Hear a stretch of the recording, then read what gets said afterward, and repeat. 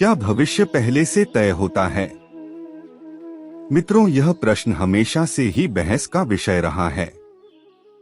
कुछ लोग मानते हैं कि भविष्य हमारे कर्मों पर निर्भर करता है। हम जैसे कर्म करते हैं, उसी अनुसार हमारा आने वाला कल होता है।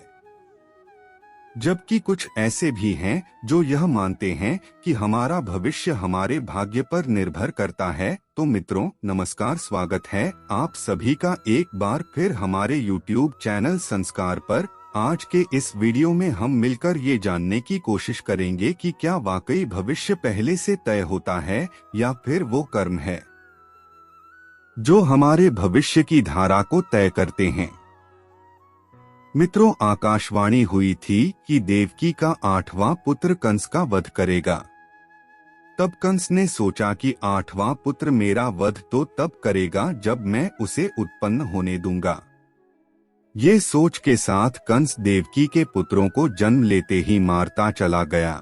लेकिन जब देवकी के 8वें पुत्र की बारी आई तो न सिर्फ उसने जन्म लिया बल्कि उसने अर्थात भगवान श्री कृष्ण ने कंस का वध भी किया। ऐसा इसलिए हुआ क्योंकि कंस का भविष्य पहले से ही निश्चित था। कंस की मृत्यु कब होगी, कैसी होगी और किसके हाथों होगी, यह उसके जन्म से पहले ही लिखा जा चुका था। सिर्फ नहीं बल्कि इस संसार में जन्म लेने वाले हर मनुष्य का भाग्य पहले से ही निश्चित होता है। मनुष्य का जन्म लेगा, उसके साथ क्या क्या होगा, वो किसी परेशानी में फंसेगा, यह सब विधि का विधान है जिसे चाहकर भी कोई बदल नहीं सकता है। वैसे कंस के अलावा हिंदू धर्म में अनेक पौराणिक कथाओं और ग्रंथों में कई दूसरे लोगों का भाग्य पहले से लिखे होने के प्रमाण मिलते हैं। जैसे यह पहले से ही निर्धारित था कि भगवान राम, माता सीता और लक्ष्मण को वनवास पर जाना होगा, क्योंकि वनवास के पीछे का उद्देश्य भगवान राम के हाथों रावण का वध होना था।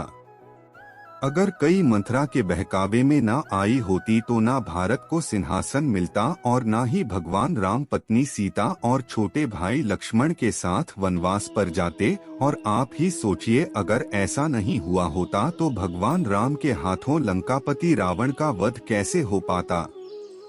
मित्रों, इससे आप ऐसे समझिए कि संसार एक नाटक के समान है जिसकी पटकथा भगवान पहले ही लिख चुके हैं।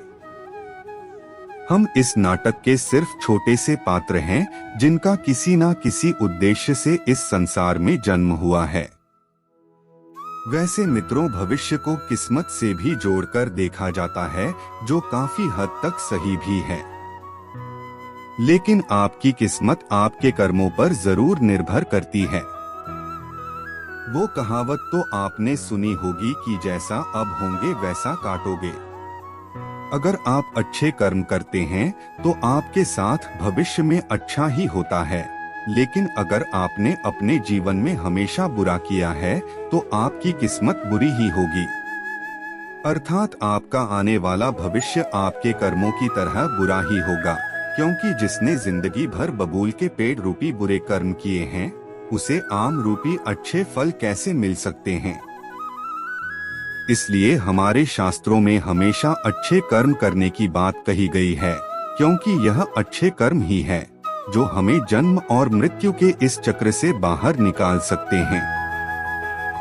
वरना बुरे कर्म करने वाले लोगों को भगवान के चरणों में भी स्थान नहीं मिलता है। यही नहीं, तुलसीदास जी ने अपनी एक चौपाई में लिखा है कि कर्म ही प्रधान है, जो जिस तरह के कर्म करता है उसे वैसा ही फल मिलता है। मित्रों, जब अर्जुन के हाथों कर्ण का वध हुआ था तब अर्जुन ने कहा था कि माधव मेरे हाथ कांप रहे थे। तब आपने मुझे समझाया था कि मैं एक सदात्मा को उसके बाहर से मुक्त कर रहा हूँ, लेकिन यह क्या, आपने तो मेरे मस्तक पर अपने ही जीएसटी की हत्या का कलंक लगा दिया।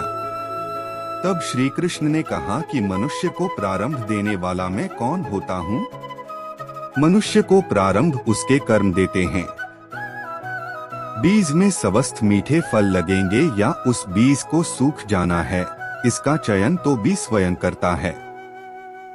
पार्थ अपनी धारा चुनकर श्री कृष्ण ने आगे कहा कि पार्थ, तुमने धर्म का साथ देना चुना और कर्ण ने अधर्म का साथ देना। ऐसे में मैं क्या करता? तुमने अन्याय के विरोध में स्वर उठाया और अंगराज सब जानते हुए भी मौन रहे।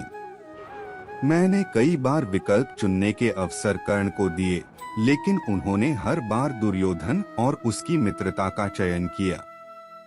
ऐसे में बताओ मैं क्या करता? मित्रों, भागवत गीता के इस अध्याय से हमें यह समझ आता है कि भगवान हमें बहुत बार अच्छे कर्म करने का विकल्प देते हैं, लेकिन हम ऐसा नहीं करते, जिसके बाद हम अपनी बुरी किस्मत पर रोने लगते हैं। तो मित्रों, अंत में बस यही कहूँगा कि भविष्य जरूर पहले से लिखा होता है, लेकिन भविष्य का लिखा जाना हमारे कर्मों पर ही निर्भर करता है। हमारे कर्म अगर अच्छे होंगे तो हमारा आने वाला भविष्य भी अच्छा ही होगा, लेकिन अगर हमने बुरे कर्म किए हैं तो उसका फल मिलना निश्चित है।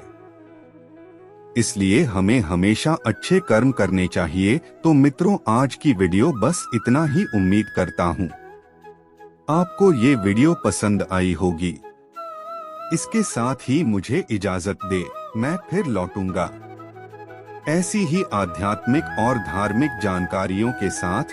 तब तक के लिए देखते रहिए हमारे YouTube चैनल संस्कार पर। और हाँ, इस वीडियो को अंतर देखने के लिए आपका बहुत बहुत धन्यवाद।